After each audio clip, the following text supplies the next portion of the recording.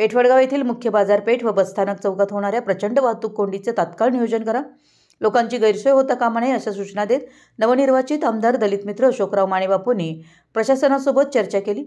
पेठवडगाव बसस्थानक चौक, नगरपालिका चौक इथे गेली अनेक दिवस ऊस वाहतूक, जड वाहने व इतर वाहने यांची वाहतूक होऊन रस्त्याची झालेली दयनीय अवस्था यासह अतिक्रमणामुळे अनेक कारणांनी प्रचंड गर्दी होत असून नागरिकांना याचा नाहक त्रास होतोय।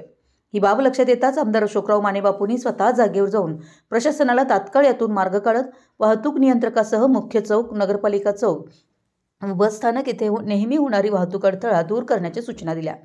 यावेळी प्रशासनासोबत चर्चा करून अतिक्रमण, पार्किंग, शिस्त, हायमास्ट, डिव्हायडर तसेच संध्याकाळी वाहतूक सुरळीत करण्यासाठी ट्रॅफिक हवालदार उभा करणे व नागरिकांची हेळसांड थांबवावी अशाही सूचना आमदार माने यांनी दिल्या।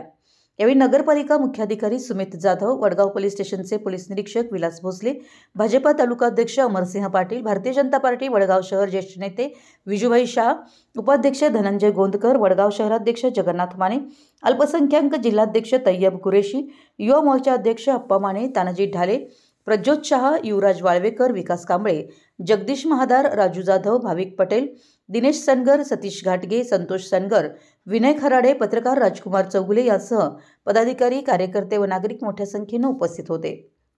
पेठवडगाव प्रतिनिधी, मराठी एस न्यूज।